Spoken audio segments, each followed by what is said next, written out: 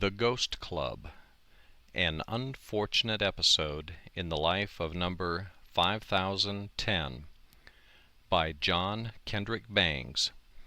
Read by John Taylor, Southeast Missouri, September 2006. Number 5010 was, at the time I received the details of this story from his lips, a stalwart man of 38, swart of hue, of pleasing address, and altogether the last person one would take for a convict serving time for sneak thieving. The only outer symptoms of his actual condition were the striped suit he wore, the style and cut of which are still in vogue at Sing Sing prison, and the closely cropped hair, which showed off the distinctly intellectual lines of his head to great advantage. He was engaged in making shoes when I first saw him, and so impressed was I with the contrast between his really refined features and grace of manner and those of his brutish-looking companions that I asked my guide who he was and what were the circumstances which had brought him to Sing Sing. "He pegs shoes like a gentleman," I said. "Yes," returned the keeper, "he's very troublesome that way. He thinks he's too good for his position. We can't never do nothin' with the boots he makes." "Why do you keep him at work in the shoe department?" I queried. "We haven't got no work to be done in his special line, so we have to put him at whatever we can. He pegs shoes less badly than he does anything else." "What was his special line?" "He was a gentleman of leisure, traveling for his health afore he got into the toils of the law. His real name is Marmaduke Fitztappington de Wolfe, of Pelhamhurst by the Sea, Warwickshire. He landed in this country of a Tuesday, took to collectin' souvenir spoons of a Friday, was jugged the same day, tried, convicted, and there he sets, in for 2 years more." "How interesting," I said. "Was the evidence against him conclusive?" "Extremely. A half-dozen spoons was found on his person." "He pleaded guilty, I suppose?" "Not him. He claimed to be as innocent as a new-born babe. Told a cock and bull story about having been deluded by spirits, but the judge and jury wasn't to be fooled. They gave him every chance, too. He even cabled himself, the judge did, to Pelhamhurst by the Sea, Warwickshire, at his own expense, to see if the man was an impostor, but he never got no reply. There was them as said there wasn't no such place as Pelhamhurst by the Sea in Warwickshire, but they never proved it." "I should like very much to interview him," said I. "It can't be done, sir," said my guide. "The rules is very strict." "You couldn't arrange an interview for me?" I asked, jingling a bunch of keys in my pocket. He must have recognized the sound, for he colored and gruffly replied, "I has me orders, and I obeys 'em." "Just add this to the pension fund," I put in, handing him a $5 bill. "An interview is impossible, eh?" "I didn't say impossible," he answered with a grateful smile. "I said against the rules, but we has been known to make exceptions. I think I can fix you up."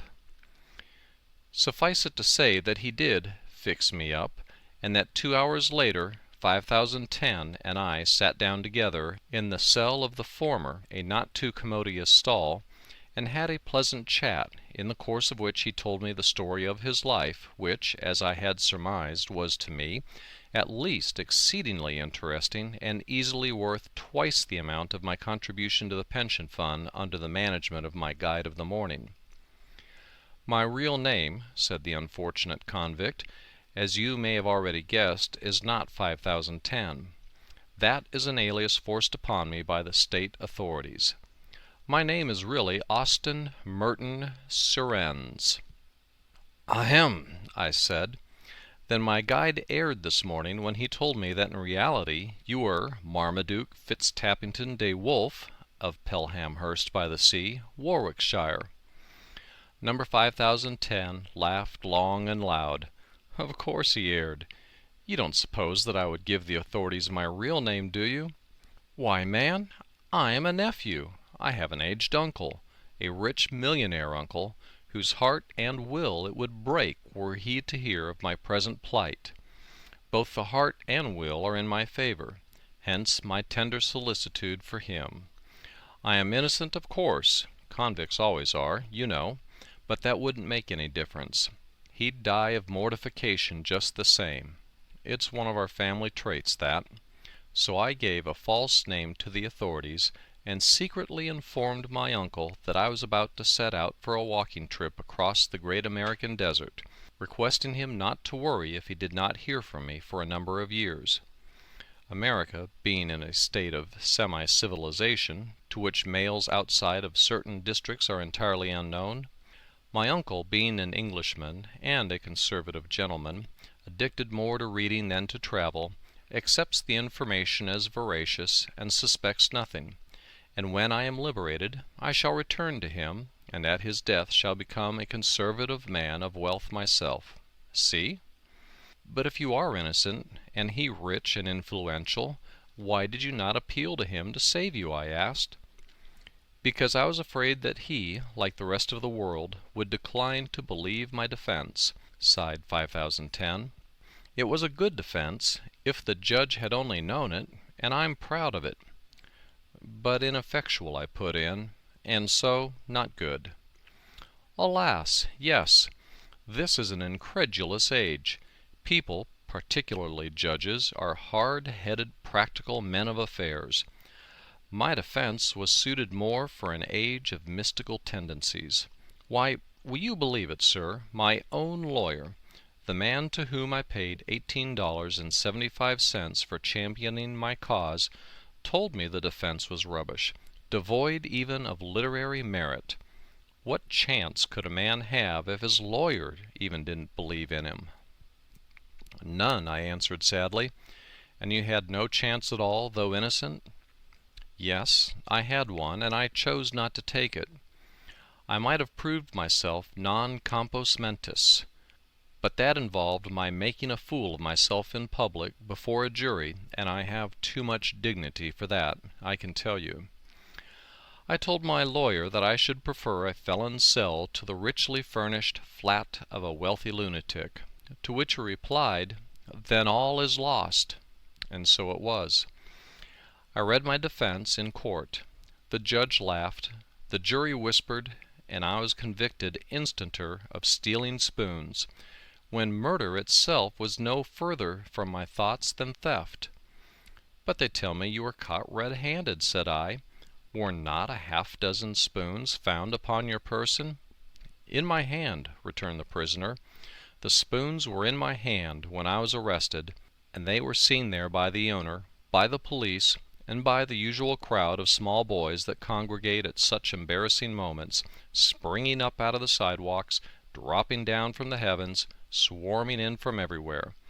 I had no idea there were so many small boys in the world until I was arrested and found myself the cynosure of 1,000,000 or more innocent blue eyes." "Were they all blue-eyed?" I queried, thinking the point interesting from a scientific point of view, hoping to discover that curiosity of a morbid character was always found in connection with eyes of a specified hue. "Oh, no, I fancy not," returned my host. "But to a man with a load of another fellow's spoons in his possession, and a pair of handcuffs on his wrists, everything looks blue." "I don't doubt it," I replied. "But, just how, now, could you defend yourself when every bit of evidence and, you will excuse me for saying so, conclusive evidence at that, pointed to your guilt?" "The spoons were a gift," he answered. "But the owner denied that." "I know it. That's where the beastly part of it all came in. They were not given to me by the owner, but by a lot of mean, low-down, practical joke-loving ghosts." Number 5010's anger as he spoke these words was terrible to witness, and as he strode up and down the floor of his cell and dashed his arms right and left, I wished for a moment that I was elsewhere. I should not have flown, however, even had the cell door been open and my way clear, for his suggestion of a supernatural agency in connection with his crime whetted my curiosity until it was more keen than ever, and I made up my mind to hear the story to the end, if I had to commit a crime and get myself sentenced to confinement in that prison for life to do so. Fortunately, extreme measures of this nature were unnecessary, for after a few moments Surrenz calmed down, and seating himself beside me on the cot, drained his water pitcher to the dregs and began. "Excuse me for not offering you a drink," he said, "but the wine they serve here, while moist, is hardly what a connoisseur would choose except for bathing purposes, and I compliment you by assuming that you do not wish to taste it." "Thank you," I said. "I do not like to take water straight, exactly. I always dilute it, in fact, with a little of this." Here I extracted a small flask from my pocket and handed it to him. "Ah," he said, smacking his lips as he took a long pull at its contents, "that puts spirit into a man." "Yes, it does," I replied ruefully, as I noted that he had left me very little but the flask. "But I don't think it was necessary for you to deprive me of all mine." "No, that is, you can't appreciate the necessity unless you have suffered in your life as I am suffering. You were never sent up yourself." I gave him a glance which was all indignation. "I guess not," I said. "I have led a life that is above reproach." "Good," he replied. "And what a satisfaction that is, eh?" "I don't believe I'd be able to stand this jail life if it wasn't for my conscience, which is as clear and clean as it would be if I'd never used it." "Would you mind telling me what your defense was?" I asked. "Certainly not," said he, cheerfully. "I'd be very glad to give it to you, but you must remember one thing. It is copyrighted." "Fire ahead," I said with a smile. "I'll respect your copyright. I'll give you a royalty on what I get for the story." "Very good," he answered. "It was like this. To begin, I must tell you that when I was a boy preparing for college, I had for a chum a brilliant, fun-loving fellow named Hawley Hicks, concerning whose future various prophecies had been made. His mother often asserted that he would be a great poet. His father thought that he was born to be a great general. Our headmaster at the Scarberry Institute for Young Gentlemen prophesied the gallows. They were all wrong, though. For myself, I think that if he had lived long enough, almost any one of the prophecies might have come true. The trouble was that Hawley died at the age of 23. 15 years elapsed. I was graduated with high honors at Brasenose, lived a life of elegant leisure, and at the age of 37 broke down in health. That was about a year ago. My uncle, whose heir and constant companion I was, gave me a liberal allowance and sent me off to travel. I came to America, landed in New York early in September, and set about winning back the color which had departed from my cheeks by an assiduous devotion to such pleasures as New York affords. 2 days after my arrival I set out for an airing at Coney Island, leaving my hotel at 4 in the afternoon. On my way down Broadway I was suddenly startled at hearing my name spoken from behind me, and appalled on turning to see, standing with outstretched hands, no less a person than my defunct chum, Hawley Hicks. "Impossible," said I. "Exactly my remark," returned number 5010, to which I added, "Hawley Hicks, it can't be you." "But it is me," he replied. And then I was convinced, for Hawley never was good on his grammar. I looked at him a minute, and then I said, "But, Hawley, I thought you were dead." "I am," he answered. "But why should a little thing like that stand between friends?"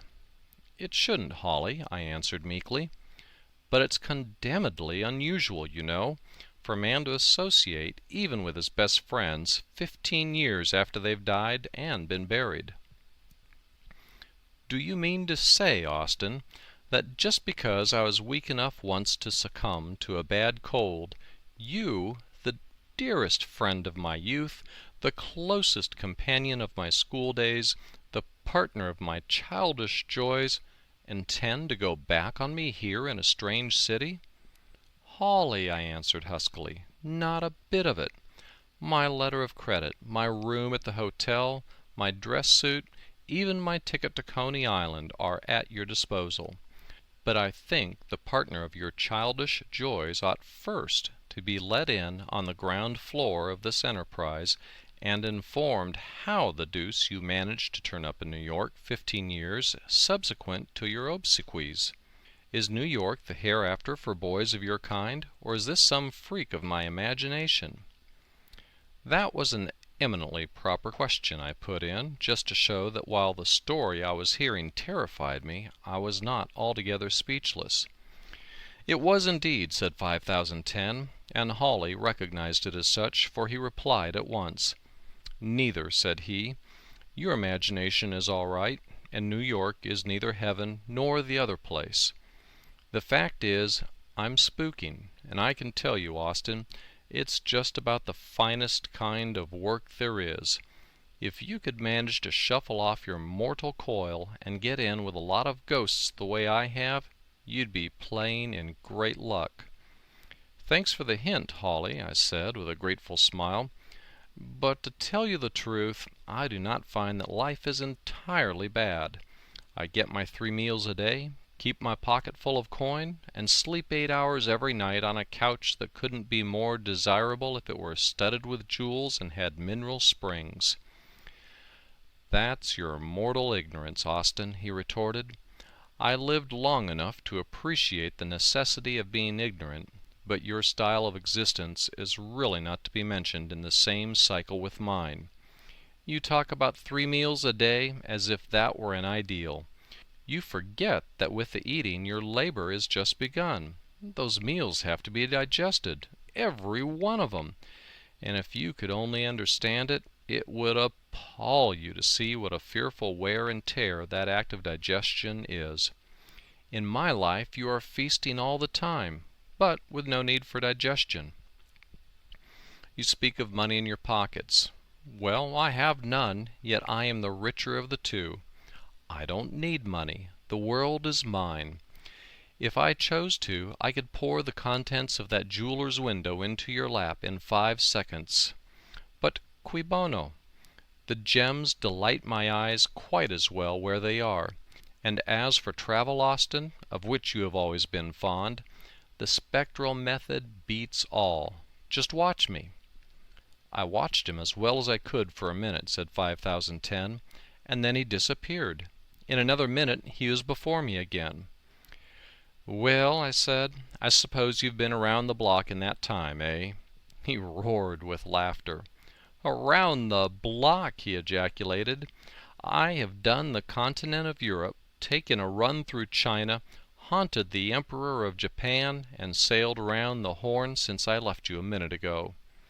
"He was a truthful boy, in spite of his peculiarities, Hawley was," said Surrenz quietly, "so I had to believe what he said. He abhorred lies." "That was pretty fast traveling, though," said I. "He'd make a fine messenger boy." "That's so. I wish I'd suggested it to him," smiled my host. "But I can tell you, sir, I was astonished. 'Hawley,' I said, 'you always were a fast youth, but I never thought you would develop into this. I wonder you're not out of breath after such a journey.' Another point, my dear Austin, in favor of my mode of existence. We spooks have no breath to begin with. Consequently, to get out of it is no deprivation. But I say," he added, "whither are you bound?" "To Coney Island, to see the sights," I replied. "Won't you join me?" "Not I," he replied. "Coney Island is tame. When I first joined the Spectre Band, it seemed to me that nothing could delight me more than an eternal round of gaiety like that. But, Austin, I have changed. I have developed a good deal since you and I were parted at the grave." "I should say you had," I answered. "I doubt if many of your old friends would know you." "You seem to have had difficulty in so doing yourself, Austin," he replied regretfully. "But see here, old chap, give up Coney Island and spend the evening with me at the club. You'll have a good time, I can assure you." "The club?" I said. "You don't mean to say you Visions have a club?" "I do indeed. The Ghost Club is the most flourishing association of choice spirits in the world. We have rooms in every city in creation, and the finest part of it is, there are no dues to be paid. The membership list holds some of the finest names in history: Shakespeare, Milton, Chaucer, Napoleon Bonaparte, Caesar, George Washington, Mozart, Frederick the Great, Mark Antony. Cassius was blackballed on Caesar's account. Galileo, Confucius." "You admit the Chinese, eh?" I queried. "Not always," he replied, "but Kahn was such a good fellow they hadn't the heart to keep him out. But you see, Austin, what a lot of fine fellows there are in it." "Yes, it's a magnificent list, and I should say they make a pretty interesting set of fellows to hear talk," I put in. "Well, rather," Hawley replied. "I wish you could have heard a debate between Shakespeare and Caesar on the Revolution. The pen is mightier than the sword. It was immense." "I should think it might have been," I said. "Which one?" "The sword party. They were the best fighters, though on the merits of the argument Shakespeare was way ahead." "If I thought I'd stand a chance of seeing spooks like that, I think I'd give up Coney Island and go with you," I said.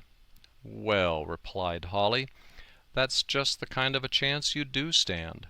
They'll all be there tonight, and as this is Ladies' Day, you might meet Lucretia Borgia, Cleopatra, and a few other feminine apparitions of considerable note." "That settles it. I am yours for the rest of the day," I said, and so we adjourned to the rooms of the Ghost Club.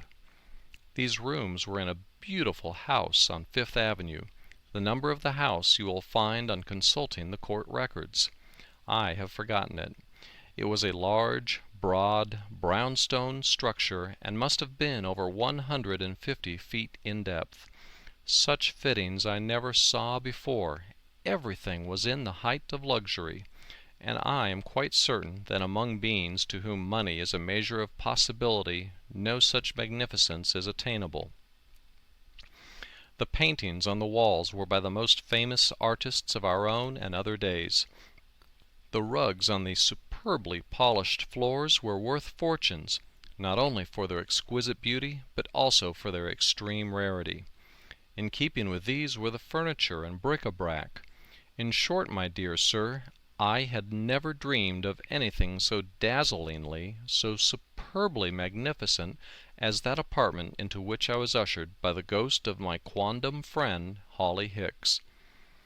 At first I was speechless with wonder, which seemed to amuse Hicks very much. "Pretty fine, eh?" he said with a short laugh. "Well," I replied in a moment, "considering that you can get along without money, and that all the resources of the world are at your disposal, it is not more than half bad. Have you a library?" "I was always fond of books," explained 5010 in parentheses to me, and so was quite anxious to see what the Club of Ghosts could show in the way of literary treasures. Imagine my surprise when Hawley informed me that the club had no collection of the sort to appeal to the bibliophile. "No," he answered, "we have no library." "Rather strange," I said, "that a club to which men like Shakespeare, Milton, Edgar Allan Poe, and other deceased literati belong should be deficient in that respect." "Not at all," said he. "Why should we want books when we have the men themselves to tell their tales to us? Would you give a rap to possess a set of Shakespeare if William himself would sit down and rattle off the whole business to you any time you chose to ask him to do it? Would you follow Scott's printed narratives through their devious and tedious periods if Sir Walter in spirit would come to you on demand and tell you all the old stories over again in a tenth part of the time it would take you to read the introduction to one of them?" "I fancy not," I said. "Are you in such luck?" "I am," said Hawley. "Only personally I never send for Scott or Shakespeare. I prefer something lighter than either. Douglas Jerrold or Marryat. But best of all, I like to sit down and hear Noah swap animal stories with Davy Crockett. Noah's the brightest man of his age in the club. Adam's kind of slow. "How about Solomon?" I asked, more to be flippant than with any desire for information. I was much amused to hear Hawley speak of these great spirits as if he and they were chums of long standing. "Solomon has resigned from the club," he said with a sad sigh. "He was a good fellow, Solomon was, but he thought he knew it all until old Dr. Johnson got hold of him, and then he knuckled under. It's rather rough for a man to get firmly established in his belief that he is the wisest creature going, and then, after a couple of thousand years, have an Englishman come along and tell him things he never knew before, especially the way Sam Johnson delivers himself of his opinions. Johnson never cared whom he hurt, you know, and when he got after Solomon, he did it with all his might." "I wonder if Boswell was there," I ventured, interrupting 5010 in his extraordinary narrative for an instant. "Yes, he was there," returned the prisoner. "I met him later in the evening, but he isn't the spook he might be. He never had much spirit anyhow, and when he died he had to leave his nose behind him, and that settled him." "Of course," I answered. "Boswell with no nose to stick into other people's affairs would have been like Othello with Desdemona left out. But go on. What did you do next?" "Well," 5010 resumed, "after I'd looked about me and drunk my fill of the magnificence on every hand, Hawley took me into the music room and introduced me to Mozart and Wagner and a few other great composers. In response to my request, Wagner played an impromptu version of Daisy Bell on the organ. It was great, not much like Daisy Bell, of course, more like a collision between a cyclone and a simoom in a tin plate mining camp. In fact, but nevertheless, marvelous. I tried to remember it afterwards and jotted down a few notes, but I found the first bar took up 7 sheets of foolscap, and so gave it up. Then Mozart tried his hand on a banjo for my amusement. Mendelssohn sang a half-dozen of his songs without words, and then Gottschalk played one of Poe's weird stories on the piano. Then Carlyle came in, and Hawley introduced me to him. He was a gruff old gentleman, and seemingly anxious to have Freud become ineligible, and I judged from the rather fierce manner in which he handled a club he had in his hand that there were 1 or 2 other men of prominence still living he was anxious to meet. Dickens, too, was desirous of a 2-minute interview with certain of his, at present, purely mortal critics. And between you and me, if the wink that Bacon gave Shakespeare when I spoke of Ignatius Donnelly meant anything, the famous cryptogrammarian will do well to drink a bottle of the elixir of life every morning before breakfast, and stave off dissolution as long as he can. There's no getting around the fact, sir," Surrenz added with a significant shake of his head, "that the present leaders of literary thought with critical tendencies are going to have the hardest kind of time when they cross the river and apply for admission to the Ghost Club.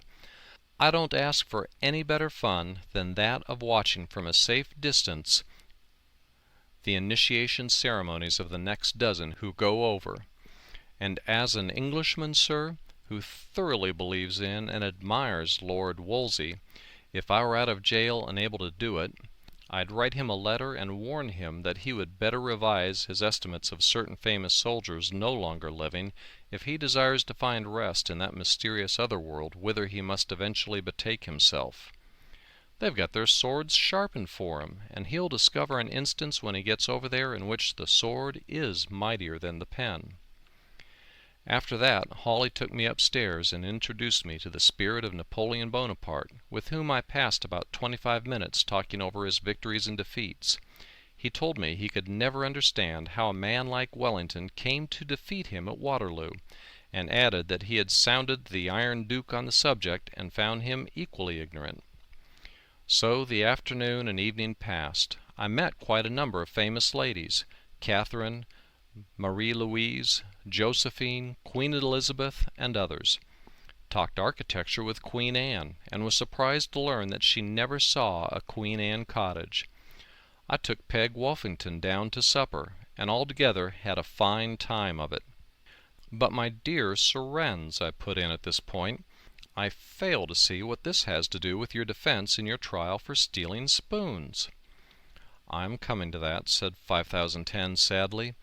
"I dwell on the moments passed at the club because they were the happiest of my life, and I am loath to speak of what followed, but I suppose I must. It was all due to Queen Isabella that I got into trouble. Peg Woffington presented me to Queen Isabella in the supper-room, and while Her Majesty and I were talking, I spoke of how beautiful everything in the club was, and admired especially a half-dozen old Spanish spoons upon the sideboard. When I had done this, the Queen called to Ferdinand, who was chatting with Columbus on the other side of the room, to come to her, which he did with alacrity. I was presented to the King, and then my troubles began. "Mr. Surrenz admires our spoons, Ferdinand," said the Queen. The King smiled, and turning to me, observed, "Sir, they are yours. Waiter, just do these spoons up and give them to Mr. Surrenz." "Of course," said 5010. I protested against this, whereupon the King looked displeased. "It is a rule of our club, sir, as well as an old Spanish custom, for us to present to our guests anything that they may happen openly to admire. You are surely sufficiently well acquainted with the etiquette of club life to know that guests may not with propriety decline to be governed by the regulations of the club whose hospitality they are enjoying." "I certainly am aware of that, my dear King," I replied, "and of course I accept the spoons with exceeding deep gratitude. My remonstrance was prompted solely by my desire to explain to you that I was unaware of any such regulation, and to assure you that when I ventured to inform your good wife that the spoons had excited my sincerest admiration, I was not hinting that it would please me greatly to be accounted their possessor." "Your courtly speech, sir," returned the King, with a low bow, "is ample assurance of your sincerity, and I beg that you will put the spoons in your pocket and say no more. They are yours, verb sap." I thanked the great Spaniard and said no more, pocketing the spoons with no little exultation, because, having always been a lover of the quaint and beautiful, I was glad to possess such treasures, though I must confess to some misgivings as to the possibility of their being unreal. Shortly after this episode I looked at my watch and discovered that it was getting well on towards 11 o'clock, and I sought out Hawley for the purpose of thanking him for a delightful evening and of taking my leave. I met him in the hall talking to Euripides on the subject of the amateur stage in the United States. What they said I did not stop to hear, but offering my hand to Hawley, informed him of my intention to depart. "Well, old chap," he said affectionately, "I'm glad you came. It's always a pleasure to see you, and I hope we may meet again sometime soon." And then, catching sight of my bundle, he asked, "What have you there?" I informed him of the episode in the supper-room, and fancied I perceived a look of annoyance on his countenance. "I didn't want to take them, Hawley," I said, but Ferdinand insisted. "Oh, it's all right," returned Hawley, "only I'm sorry. You'd better get along home with them as quickly as you can, and say nothing, and above all, don't try to sell them." "But why?" I asked. "I'd much prefer to leave them here if there is any question of the propriety of my—" "Here," continued 5010. Hawley seemed to grow impatient, for he stamped his foot angrily and bade me go at once or there might be trouble. I proceeded to obey him, and left the house instanter, slamming the door somewhat angrily behind me. Hawley's unceremonious way of speeding his parting guest did not seem to me to be exactly what I had a right to expect at the time. I see now what his object was, and acquit him of any intention to be rude, though I must say, if I ever catch him again, I'll wring an explanation from him for having introduced me into such bad company. As I walked down the steps, said 5010, the chimes of the neighboring church were clanging out the hour of 11. I stopped on the last step to look for a possible hansom cab, when a portly gentleman, accompanied by a lady, started to mount the stoop. The man eyed me narrowly for a moment, and then, Sending the lady up the steps, he turned to me and said, "What are you doing here?" "I've just left the club," I answered. "It's all right. I was Holly Hicks' guest. Whose ghost are you?" "What the deuce are you talking about?" he asked rather gruffly, much to my surprise and discomfort. "I tried to give you a civil answer to your question," I returned indignantly. "I guess you're crazy, or a thief," he rejoined. "See here, friend," I put in rather impressively, "just remember one thing. You are talking to a gentleman, and I don't take remarks of that sort from anybody, spook or otherwise. I don't care if you are the ghost of the Emperor Nero. If you give me any more of your impudence, I'll dissipate you to the 4 quarters of the universe. See?" Then he grabbed me and shouted for the police, and I was painfully surprised to find that instead of coping with a mysterious being from another world, I had 210 pounds of flesh and blood to handle. The populace began to gather. The 1.5 million of small boys, of whom I have already spoken, mostly screet gamins, owing to the lateness of the hour, sprang up from all about us. Hansom cab drivers, attracted by the noise of our altercation, drew up to the sidewalk to watch developments, and then, after the usual 15 or 20 minutes, the blue-coat emissary of justice appeared. "What's this?" he asked. "I have detected this man leaving my house in a suspicious manner," said my adversary. "I have reason to suspect him of thieving." "Your house!" I ejaculated with fine scorn. "I've got you there. This is the house of the New York branch of the Ghost Club. If you want it proved," I added, turning to the policeman, "ring the bell and ask." "I think that's a fair proposition," observed the policeman. "Is the motion seconded?" "Oh, come now," cried my captor. "Stop this nonsense, or I'll report you to the department. This is my house, and has been for 20 years. I want this man searched." "I have no warrant permitting me to investigate the contents of the gentleman's clothes," returned the intelligent member of the force. "But have yez, I'll take your solemn alibi that yez have reason to believe the gentleman has worked only habeas corpus business on your property, I'll jug the blackguard." "I'll be responsible," said the alleged owner of the house. "Take him to the station." I refused to move, I said. "I'll not carry yez," said the policeman, "and I'd advise ye to furnish your own locomotion. Av ye don't, I'll use me club. Dot's the only way you'll get the ambulance." "Oh, well, if you insist," I replied. "Of course I'll go. I have nothing to fear." "You see," added 5010 to me in parentheses, "the thought suddenly flashed across my mind that if all was as my captor said, if the house really was his and not the Ghost Club's, and if the whole thing was only my fancy, the spoons themselves would turn out to be entirely fanciful. So I was all right, or at least I thought I was." So we trotted along to the police station. On the way I told the policeman the whole story, which impressed him so much that he crossed himself a half-dozen times and uttered numerous ejaculatory prayers. "Ma the saints preserve us," and "Heaven have mercy," and others of a like import. "Was the ghost of Dan O'Connell there?" he asked. "Yes," I replied. "I shook hands with it." "Let me shake dot hand," he said, his voice trembling with emotion, and then he whispered in my ear, "I believes ye to be innocent, but av yez haven't, for the love of Dan, I'll let yez escape." "Thanks, old fellow," I replied, "but I am innocent of wrong-doing, as I can prove." "Alas," sighed the convict, "it was not to be so. When I arrived at the station house I was dumbfounded to learn that the spoons were all too real. I told my story to the sergeant, and pointed to the monogram G.C. on the spoons as evidence that my story was correct, but even that told against me, for the alleged owners were G.C.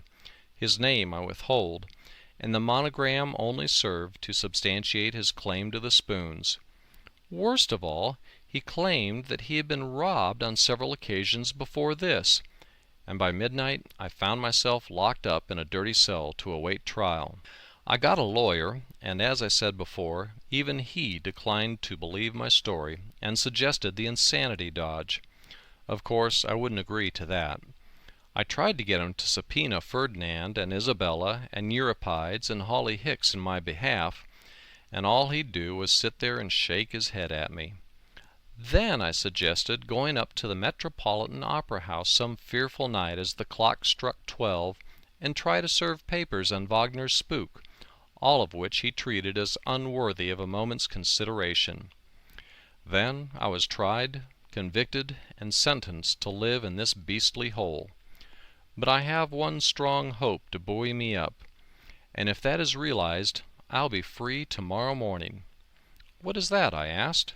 "Why," he answered with a sigh, as the bell rang summoning him to supper, "why, the whole horrid business has been so weird and uncanny that I'm beginning to believe it's all a dream. If it is, why, I'll wake up and find myself at home in bed. That's all. I've clung to that hope for nearly a year now, but it's getting weaker every minute." "Yes, 5010, I answered, rising and shaking him by the hand in parting. "That's a mighty forlorn hope, because I'm pretty wide awake myself at this moment and can't be a part of your dream. The great pity is that you didn't try the insanity dodge." "Tut," he answered, "that is the last resource of a weak mind." The end of The Ghost Club, an unfortunate episode in the life of number 5010, by John Kendrick Bangs. Read by John Taylor, Southeast Missouri, September 2006.